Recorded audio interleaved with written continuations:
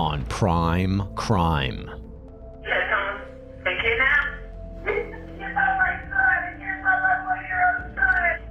A mother's cry for help over her missing toddler is riddled with unanswered questions. They check on the kids. Sky's there. Zane's there. Quinton's not there. I can't stay there. Somebody else will stay there. It smells like vomit. But as investigators peel back the layers of her story, Has Danny ever been violent with the kids at all? No, never even violent towards me. the truth begins to unravel. It's not just any missing child. We're talking about a baby. How could this even be real? This is stuff you only see on TV.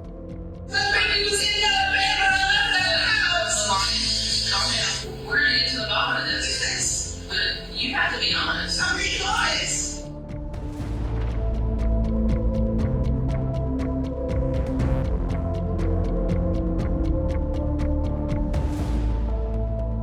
Hey everybody, I'm Jesse Weber and welcome to Prime Crime, where we break down some of the most compelling and memorable true crime cases from across the country. When a young toddler vanishes from his home, it sparks a desperate search that captures national attention. And as investigators untangle what happened to little Quinton Simon, suspicion turns closer to home. 911, what's your emergency?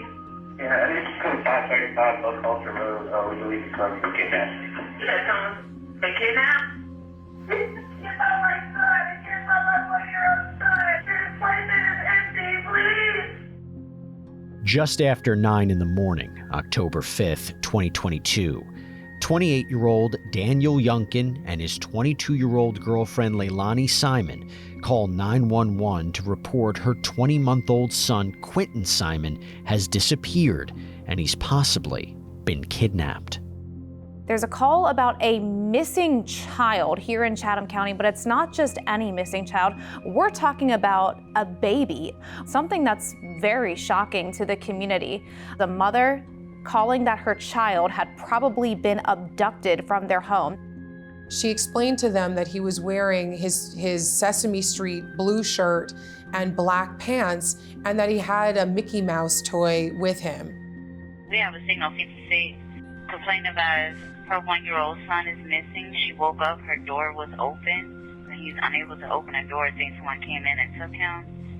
I'm 3 hours period. Somehow front door is open. My son's not in his playpen. This prompts a large police response. Police are at the house within 2 minutes, and we're talking several police forces. Did y'all go anywhere last night or yesterday with baby?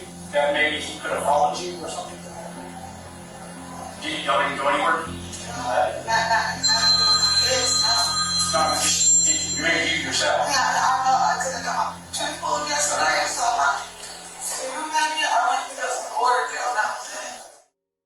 Detectives' first step is to talk one-on-one with Quinton's mom, Leilani.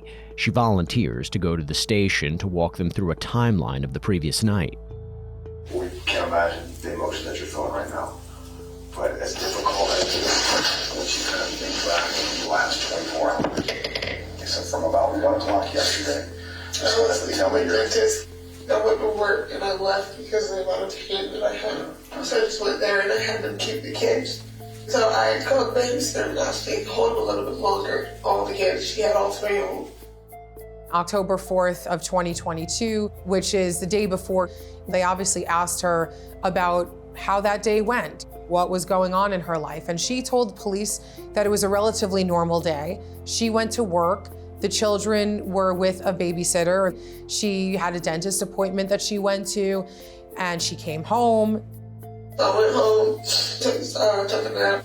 We went and picked them up and gave them all a bath. And I put them down to bed, and my mouth was really bothering me about almost 1 in the morning. I called Circle K to see if they had orange out. No. So I got in contact with another one of my friends named Misty, and asked her if she had any orange. I met her up there at the Chevron. I went back home, y'all, it's on 12 minutes. I got it for my like 360. I can show y'all right around. Get home, checked on all the kids again, they were all good. She says that her and Danny had gotten in a fight that night, and she was in pain after going to the dentist. Leilani told police she was gonna go meet her friend Misty to go get Orajel. She wakes up the next morning and Quinton is gone. I go to bed. I'll be there about 9, almost 9. The front door was partially open. The door's never open. And I get up and I go shut it, not even thinking nothing about it. I just got out of bed. The door's open. Let me shut the door. And I turn around and check on the kids. This guy's there. Zane's there. Quinton's not there. So I searched the house, under the bed, behind the couches, and the closets, and the cabinets, outside, inside, everywhere. This is a home where there's multiple points of entry. There's a garage, there's an outdoor pool, there's a front door, there's a den with an entry. Has he ever gotten out of the playpen before on his own? He cannot get up on his own. The boy can't even get his foot up there if he tried. And who all lives in the house that's your mother's? Who lives there? Paul. Paul, who is Paul? This is my little brother. That's your brother. And then Daniel and me. And Daniel is my fiance. And then my stepdad and my mom. Tell me about Paul. What does Paul do? I just got a job with me at the warehouse. He's honestly studying to take his ass back. And she told him to the military. Leilani has 3 children. She's living with her boyfriend, Danny Youngkin. They were all living in Leilani's mother's home with Leilani's mother, Billy Joe, and stepfather. And also Leilani's brother, Paul. Paul, Danny, and Leilani were all working at a warehouse place, and Billy Joe and her husband worked over the road, so they would be gone for weeks at a time. Paul was at the house when Quinton was missing? Yeah. Where was he? My brother was upstairs in his room. No indication that he left. You didn't hear the door open, nothing. No door opening, the truck didn't even move. Let's talk about Danny. So how long have you and Danny been dating? Or have you been engaged? We've been together for almost 2 years, engaged for the past year. Has Danny ever been violent with the kids at all? No. Never even violent towards me. Meanwhile, back at the house, detectives are searching for clues. I can't stand it. Somebody else will understand that. It smells like vomit. When police were searching the house, in terms of finding anything suspicious, there wasn't really a lot there. According to police, there was no signs of forced entry, no signs of a struggle, essentially. But in the house, there were stained beds, his stained pack and play. Around that area, it's kind of a weird mix of neighborhoods and rural and woods and highways. I mean, it's just a very diverse area. So they brought the dogs out and the people out and they just started searching. Leilani had told police their front door was open when she woke up, but following a search in and around the home, detectives have little to go on. They pull out all of the stops.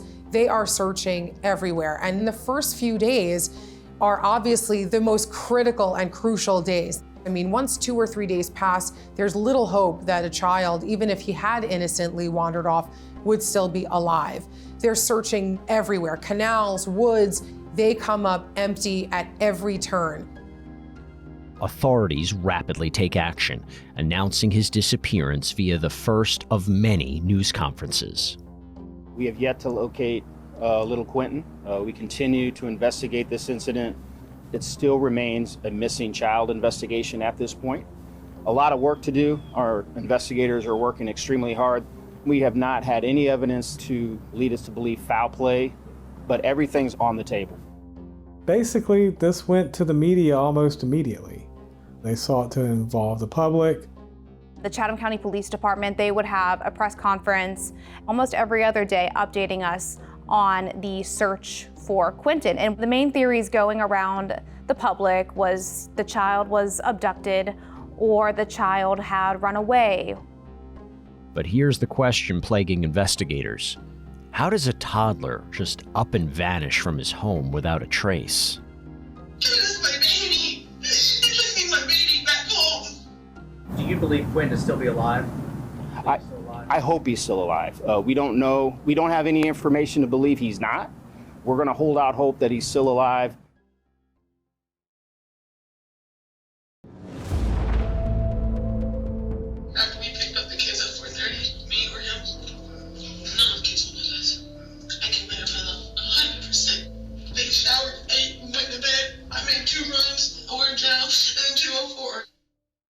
Detectives looking into the mysterious disappearance of toddler Quinton Simon are learning more about his family, and in turn, by speaking with his mom, Leilani Simon, they learn about her past.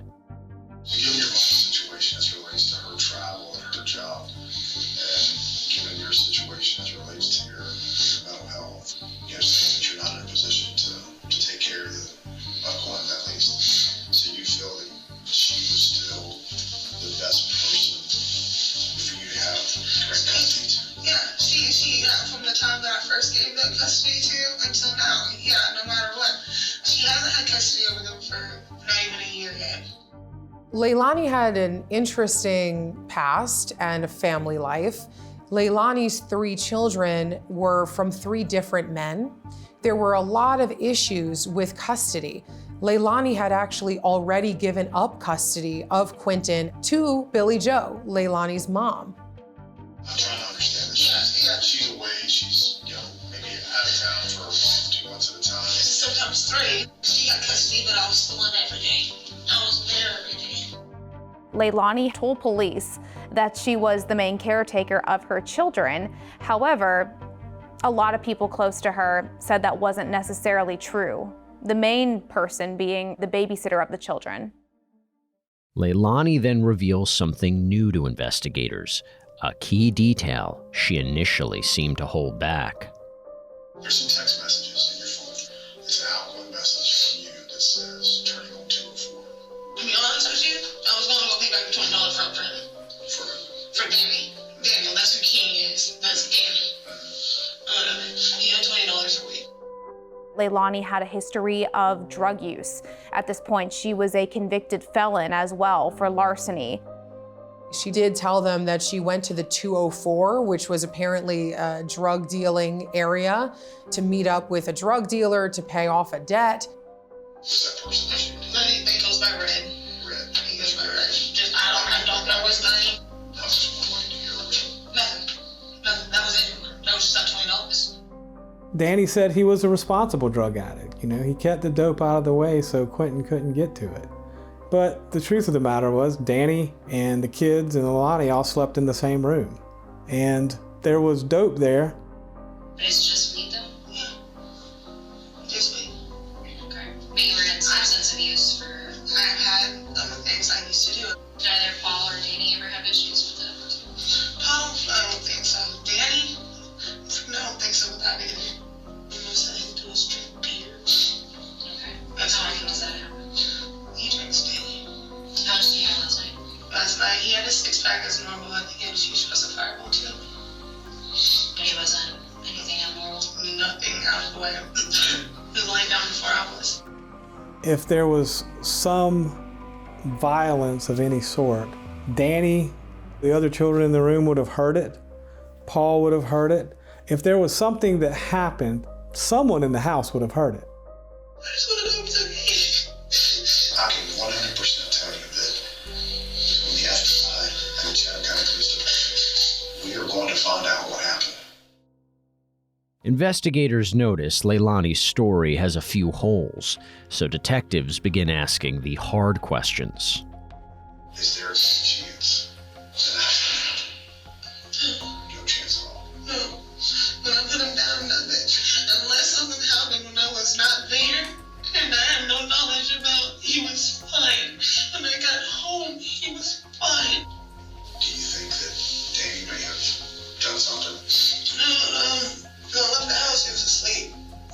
He was already asleep. No. There wasn't even physical evidence that she had done something to Quinton. If there was some violence of any sort, either Danny heard it or did it and lied about it. Paul heard it or did it, which I don't believe, or lied about it. Danny doesn't know we're living under the patience, though. Not like that, not easily. Not to where I think that he would finally just get fed up with somebody crying and do something to make him shut up and not realize that they did do something too much. I don't want to think that he would do something like that. We see all the time in investigations that the phones are what does people in, whether it's the Google searches that they do or the text messages that they send or the triangulation of where the phone is beeping to on the cell towers. That being said, a phone is not attached to a human body. Just because Danny's phone didn't move doesn't mean that Danny himself didn't leave the home. And so the way that Danny and also Leilani's brother, Paul, were ruled out was through the phones. And it's also how Leilani was ruled in. The investigators tracked her to certain locations. Danny's phone wasn't moving that night, whereas Leilani's did. I would like to say that they thoroughly investigated all leads, but they'd already decided basically that the angle they were going to take with the investigation. From that day forward, kind of focused on Miss Simon. Detectives and Leilani part ways, and in the following days, the investigation fades into uncertainty. Without any new leads, detectives find themselves at a standstill. However, investigators aren't giving up, and in turn, several crucial pieces of evidence emerge, which begin pulling this puzzle together. They start to connect some dots that raise the red flags even higher. People telling the police things like Leilani never wanted Quinton, and I think at that point, they turned their suspicions against Leilani. Hey, I want to quickly thank our sponsor, Experian, for sponsoring Prime Crime and making this episode happen. Now, this is big because Experian can help you stay on top of your finances. After all, April is Financial Literacy Month, and Experian is all about that all year round. So the first step to take control of your credit and finances is to download the Experian app, which, by the way, has tons of free tools. Your free FICO score, which can help you boost your FICO score instantly for free with Experian Boost. Free access to a marketplace of credit card, loan, and auto insurance options that are matched to you. Free credit monitoring with real-time alerts to keep you in the know on changes to your Experian credit profile. And let's not forget, you can easily freeze your Experian credit file for free in the app, helping you protect against identity theft. So make sure your finances are always in good shape with Experian. Use the link in the description or scan the QR code to download the free app now. Results will vary, additional terms may apply, and see the App Store for details. You said you wanted to be home. I do. That's why I've done everything I can. I don't know where my baby is. Okay, I don't know. Right, so I did not hurt him. Suspicions mount in the disappearance of 20-month-old Quinton Simon as detectives begin to piece together inconsistencies in the statements from his mother, Leilani Simon, casting doubt on if she's telling the whole truth. The FBI asks Leilani to come in for another round of questioning, only this time, the gloves have come off. I know you know what happened. And I know you know where Quinton is. I don't know where he is. The story that you already told law enforcement, we've already analyzed data. Your 360, right? Your cell phone data, right? Where you've been, right? And there's inconsistencies who you talked to. We know you didn't go to the Chevron station. That was on your life 360. It shows where I pulled in around. No, you didn't. But we know where you went. Investigators look at Leilani's cell phone records, meticulously mapping everywhere she had been the night of October 4th, and there are major discrepancies. I mean, seriously, I was right next to him. Stop. You've gone off this story for a while now, and I know it's not true. It is. We're not going to make any progress unless behind me. This is Chevron. This is Zellia. That's where I pulled into. I turned around. I was only gone for a couple minutes. My baby was in the bed when I left that house. Calm down. We're not getting anywhere, right? We're going to get to the bottom of this. But you have to be honest. I'm being honest. But then, the agent confronts Leilani with a game-changing discovery. We know through video surveillance you were not at that Chevron, but we do know where you were at. I pulled into that Zellia and I stopped her and got a little bit worse. When I pulled around, I told her that it was right next to Chevron, not at Chevron. There's surveillance video that captures Leilani not where she said she was. There is a cell phone tracking on her phone that shows that she wasn't exactly where she said she was. And now all of a sudden Leilani's story is changing. When you were in the trailer park, you pulled right back out. Yes, I pulled it in and I pulled it out. So why does video surveillance show you stopping? Stopping to get the orange out. In the trailer park? Getting the orange out. You're not near the Chevron. No, she lives near the Chevron. So now, instead of being at the Chevron station, she was near the Chevron station, according to her. Law enforcement begins to get really aggressive with her. Police have seen surveillance footage pinning her Dodge Journey to the Azalea mobile home dumpsters and not at a Chevron that night. At this point, investigators suspect Leilani's story is riddled with lies. Let's talk about that, okay? Because Misty hadn't talked to you. Yeah, she has. She hasn't talked to you in quite some time. Yeah, she has. She did not have a conversation with you about the origin. Yes. You haven't been completely honest about where you were at. We've already interviewed this. I got no origin. That did happen. You have to stop saying this. It did not happen. Yes, it did. Even though police confront her and say that we talked to Misty, and Misty said she hasn't heard from you since July, Leilani is still sticking to the story of seeing Misty, saying, no, that's impossible, I saw her. You're gonna have to talk about what happened. I'm telling you. And where you took Quinton. I didn't take Quinton anywhere. Okay? I didn't take him anywhere. He was at my house. The only thing that I sit there and possibly made myself on is when I came back in that first spoke a secret that I may not have shut that door all the way. I know you were sitting there thinking about what you were gonna do with Quinton. No, I was So not. this is something that already happened. No, it was not. That baby was in my bed when I went to bed. Danny seen him. Her account was that she woke up and Quinton wasn't there. She said that she went out and the door was open. Initially, Danny said that he looked in the pack and play and saw Quinton when he left for work. He quickly changed his tune. Danny told us that he can't 100% confirm that he actually saw Quinton in the crypto. And so that leaves another hole in your story, right? No, that's what he told me. Something happened, No, right? no, I did not. Nothing happened when he was in my care. I did not hurt him. I did not take him anywhere. Her story is shifting, but obviously the police are now wondering, why is her story not adding up? They need to really be focusing on Leilani as a potential suspect here. Potentially because there's still not enough to hold her on any charges, Leilani is released once again. But law enforcement isn't convinced her statements are true, so they shift to a bold strategy.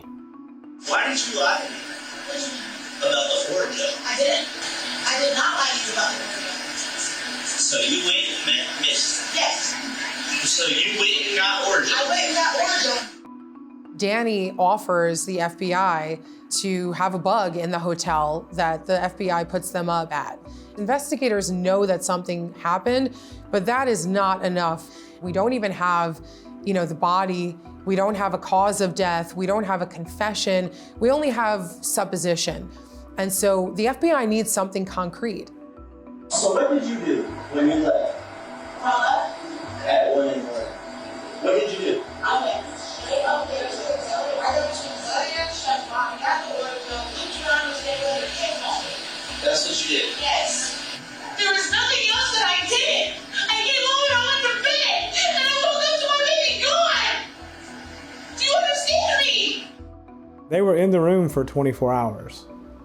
And he basically spent most of that time with her in the room, trying to get her to admit to doing something to Quinton. And she never did. Through the hidden camera, detectives learned something else about Leilani Simon and Daniel Youngkin's relationship, and possibly her mental state. If there's an only person I'm sitting here wanting the love and support from that I thought would be on my side 100% is on the FBI side. And I wanted to be comforted. I wanted to be sat there and told that we're going to do our best. I did not want to sit here and be questioned the second time in a row by you about 1 o'clock. Leilani and Danny, her boyfriend, were also having trouble with each other, with Leilani feeling neglected by Danny and unloved. It really felt like she had kind of this immeasurable obsession with Danny and his love for her, or lack thereof, and the need for her to feel like she was with him and that he was with her in return. Danny was just acting in the role of the police and was trying to get her to make some sort of incriminating statement, and it didn't work. And the interesting part about that was the day after the hotel room, Danny left Savannah and never returned. He didn't get what he wanted, and then he was gone. Detectives initially hoped that by now, Quinton would be found safe and unharmed, but the evidence suggests that may not be possible. Chatham County Police Department and FBI entered a new phase in the search for Quinton Simon. A short time ago, we began what will be an extensive search of the waste management landfill located here in Chatham County. While police are interviewing Leilani, unbeknownst to her, there's several other agencies gathering warrants, searching the house, searching for any type of evidence that could possibly lead this case away from an abduction case and turn it into a homicide investigation. Evidence debunked her alibi of meeting up with Misty and going to the Chevron, ultimately pinning her as the main suspect. With their many questions unanswered, investigators hope they're on a path towards justice for little Quinton Simon. But a key piece of evidence is still missing: Quinton himself. At what point did you realize the smell was so bad that you should stop at the dumpster and throw it away? It was before I even flew out the house.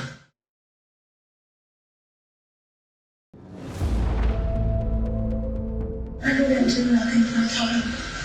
There was nothing that happened that I can remember. Nearly a week after Quinton's disappearance, Leilani Simon is brought in to talk again with investigators. When asked about being at the Azalea Mobile Home Park, she finally reveals why she was seen at the dumpsters. But is it the truth? So you went to Missy's house, and did you go inside her house? She was just standing outside. How long did y'all interact there? 2 to 3 minutes. It was pretty little conversation. I got in the car, and you didn't mention something about the trash. Yeah, I did about the trash. This damn was supposed to take trash out a few days ago, and there was spoiled food all in my car. Towards like shrimp pasta. Shrimp pasta? Yeah. The whole car smelled like shrimp. There's an amazing moment when she's confronted by detectives. Law enforcement says to her, "What did you do when you looked inside the bag?" And she's floored in this moment. I opened the first one to see. Okay. So you opened the trash bag before you threw it in the dumpster? Yeah, I didn't know what it was. Do you think that that's something common that people do, is before they put trash away, to open it up and look at it and see what they're about to throw away? Yeah, I do. Know exactly what it's going to say. Despite her story now seeming to be more consistent, later in the same interview, Leilani makes a startling admission. That is not the truth. You understand this? Because you didn't go to see Missy that night and take it away, Sean. So just tell me what you were doing. Getting that truth. I think it was taking over, John. But you did hear from Missy. Yeah, right now. This is where she admits that the Oragel story wasn't true, that she never met Misty, that all of these things were just theories that were clouded by her drug use. Leilani allegedly left the house around 1 o'clock and made the trip to the trailer park, which, quite frankly, could be both a drug deal or an Oragel pickup. There were 5 tubes of Oragel found in the house. Some were old, some were new. Little by little, Leilani Simon reveals more and more about the night of October 4th, including key evidence which furthers detectives' growing suspicions that she's been lying the whole time. I didn't want to put my drug use out there. I understand. I was on purpose. You did? I did. Now, she met the drug dealer not to pay off a debt, but to buy Percocet pills. She's trying to fit her story or her narrative into the evidence that the police uncovered that she can't really get around. Initially, she lied about going to see the drug dealer. Imagine that, someone lying about going to see a drug dealer, but eventually told the truth about that.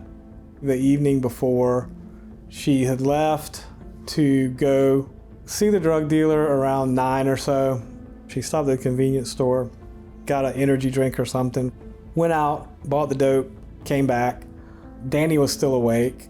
They literally used the discrepancies in the story that she said the first time and the second time to try and concoct this theory and make it work.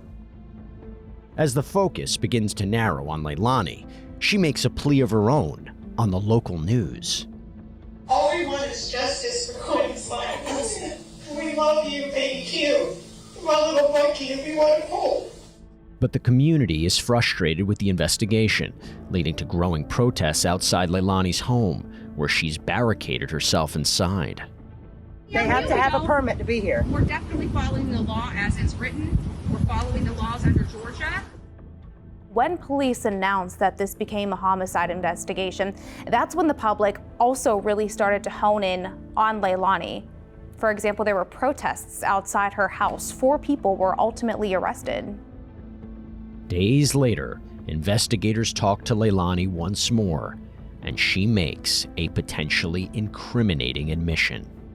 When you get high or whatever, you start, as they say, I didn't know what it made sense. It's like delusions in your own mind, which you lose touch with reality. You end up doing things like, you don't even remember. I don't remember hurting him at all. She finally opens up a little bit more about her drug use. And so instead of just completely denying any of it, she's explaining how she might have been under extreme effects of drugs that evening. If anything happened to Quinton that night, it wasn't because she ever intended to do anything wrong to Quinton, that it would have been an accident.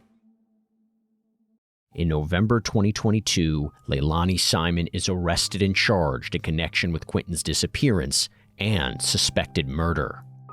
This afternoon, Chatham County Police Department detectives arrested 22-year-old Leilani Simon and charged her with malice murder, concealing the death of another person, false reporting, and making false statements in connection with the disappearance and death of her son, 20-month-old Quinton Simon.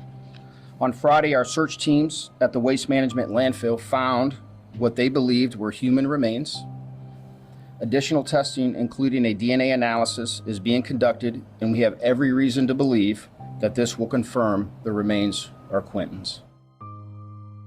I think the major break in the case was the video surveillance pinning her Dodge Journey to the Azalea mobile home dumpsters.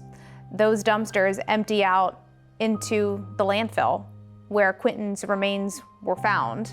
But because of the state that Quinton's remains were found in, it was nearly impossible for medical experts to determine a cause of death. With Quinton Simon's remains now found and his own mother, Leilani Simon, behind bars, prosecutors face an uphill battle as they now need to convince a jury beyond a reasonable doubt that Leilani is the one responsible. There was no evidence of murder. There was no evidence that she strangled the child, she hit the child, she beat the child. If you're gonna put the M word out there, then you're gonna have to prove it. By the way, did you see us plug in Leilani Simon into Truthfinder, the powerful background checker that we use to do research on our stories here on Law and Crime? You want to talk about a useful resource? You can plug in a name and you can get address information, criminal history, and let me just say, this can give you some peace of mind. Truthfinder is one of the largest public record search services in the United States. And with a paid subscription service, you can get access to unlimited reports about almost anyone. And that includes, by the way, looking up registered sex offenders in your area too. So if you're interested, you can get 50% off of confidential background reports right now. Just go to truthfinder.com/LCPrimeCrime. Ultimately, there were 3 individuals in that house, 3 adults in that house. And of those 3 adults, there was only one that continued to lie to us throughout the course of the investigation.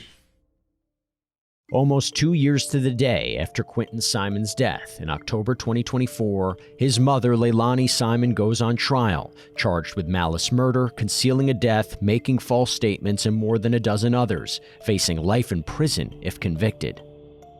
This is Quinton Simon. Like all children, he was blameless, he was innocent, and he was beautiful. Totally and completely dependent on the adults in his life to take care of him and to look out for his safety.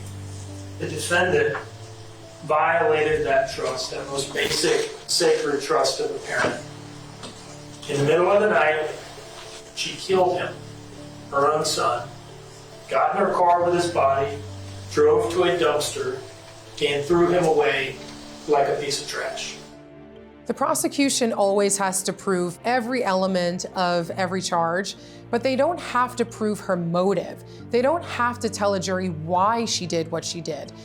That being said, juries are always extremely eager to know why. Why would somebody actually do this? How could somebody kill their own child? The evidence will show that her specific intent from the outset was that he never be found at all, and him being found in pieces, little bitty pieces, was the next best thing.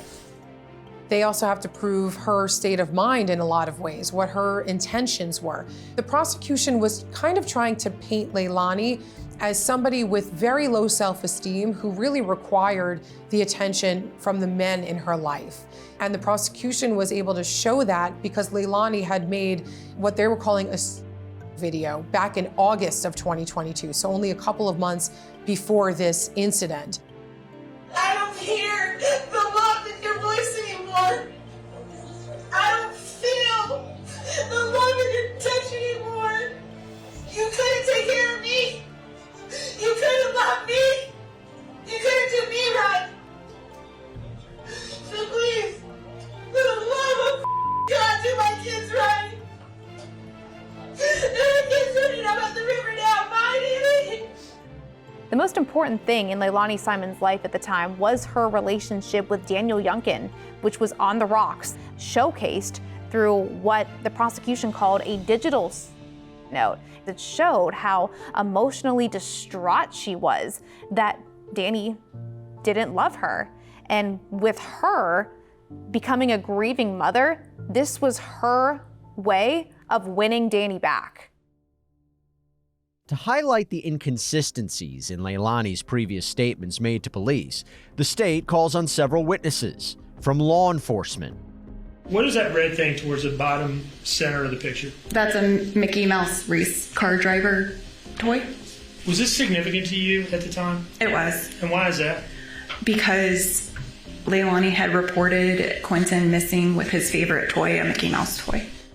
To Daniel Youngkin. Was there a period of time where you told the police that you had seen him that morning? Yes, sir. Are you sure now that you didn't see him? I didn't look. What is it about that question in particular that makes you upset? Just, I wish I looked. And her former co-workers. Do you have any nicknames that you go by? Yep. What nickname or nicknames do you have? Missy. Missy? Missy. M-I-S-S-Y? Exactly. Anybody ever call you Misty with a T? No. This friend that Leilani keeps talking about, the friend that she went to get Oragel from, she says Misty is the name of the friend, although the friend goes by Missy, and so there's a little bit of an inconsistency with the name there. To Leilani's former neighbors. Your husband videotaped the seance, correct? He did. The BS from people who had no idea what they were talking about or what was going on, but it sure didn't stop them from talking. There was no one who had a seance with Quinton's ghost. The fact that I had to entertain that during the course of the trial, there was a strange cast of characters that we had to deal with. You said that Quinton Simon spoke to you through a candle. He spoke to me through images. Okay, when I was in my trance. So he was a 15-month-old ghost speaking to you. Please tell me about this. I would love to hear it. He said, Mommy hurt me. I asked him, how did she hurt you? And he told me, she hit me in the head really hard. I said, okay. I was like, what else? And I said, did you get any candy, thinking maybe he got into drugs or something? And he said, no. There was no DNA showing that Leilani was the murderer. There was no murder weapon. There was no cause of death. So we don't even know how this child died. The DNA that was elicited in this case merely served to confirm that this was in fact Quinton's body. If you show me evidence that a murder was committed, then I'll believe a murder was committed. But until that, you don't get to assume someone into a murder conviction. You don't get to speculate.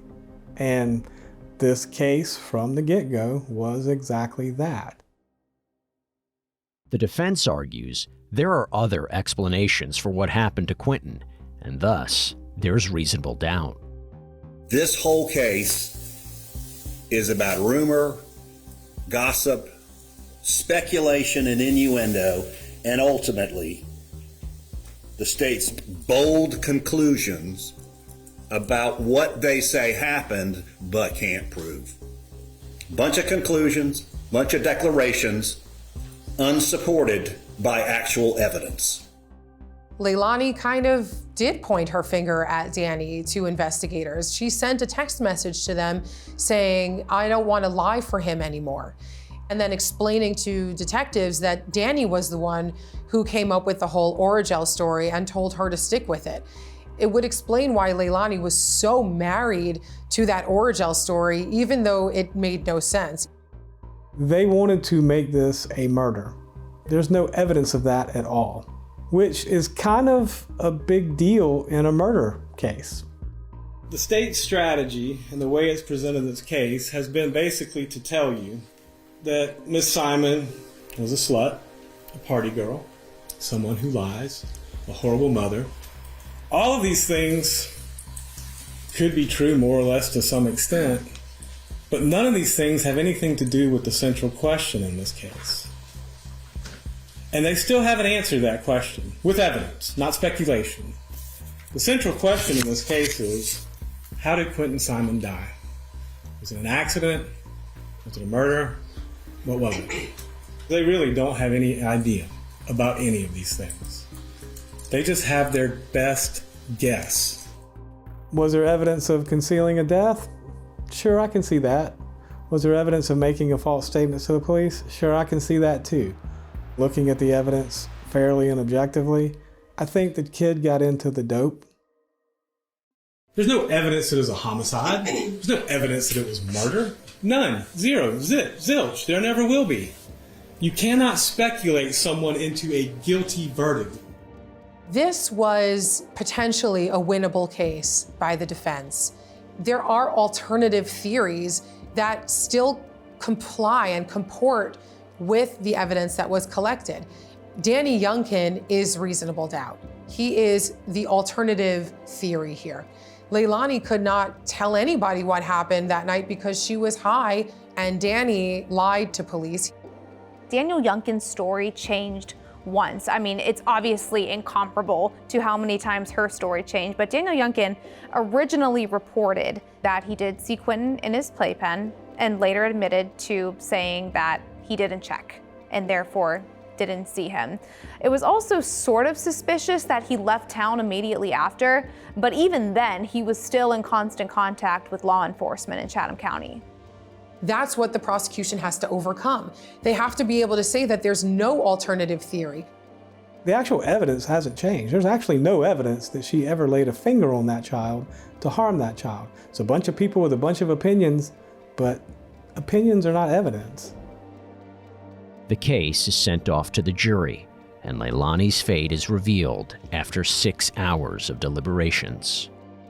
Have you reached a verdict? Yes, we have. Was it unanimous? Yes, it was. We, the jury, find as follows: malice murder. We find the defendant guilty. Count 2, felony murder. We find the defendant guilty. Leilani Simon is found guilty on all 19 counts in the murder of her 20-month-old son, Quinton. Clearly, little Quinton Simon's life and death impacted many, many individuals, but also the community at large. May there be peace somehow. Leilani Marie Simon, the court sentences you as follows: life with the possibility of parole plus 10. Leilani Simon is sentenced to life in prison with the possibility of parole plus 10 years. The only sentence Judge Stokes could have given her was either life with parole or life without parole. And she gave her life with parole. That signals to me one of two things. One, the sentencing phase went really well, and she felt that she was possible to be rehabilitated. Or two, she had the same questions in her mind about the proof that we did. The Leilani Simon trial is a script that a Hollywood producer couldn't even write. You know, you have the handsome prosecutor, you have the good cop, bad cop dynamic of Leilani Simon's defense attorneys, and then in the middle of it, you have a stoic, quiet, and homely looking woman who almost didn't even shed a tear. As a former prosecutor myself, and also as a mother, I wish that these cases were more unusual than they are. I think about my children every second of every day, and I try to provide for them in every possible way, and I think most mothers do. And so when you see a situation like this, it's jarring and it's horrific, and you want so badly to understand why and how and where this all started and why it ended in this way. And I do think that there are some unanswered questions. Whether this was a murder or an accidental death, it should never have happened. It simply should never have happened. And Quinton should still be alive today.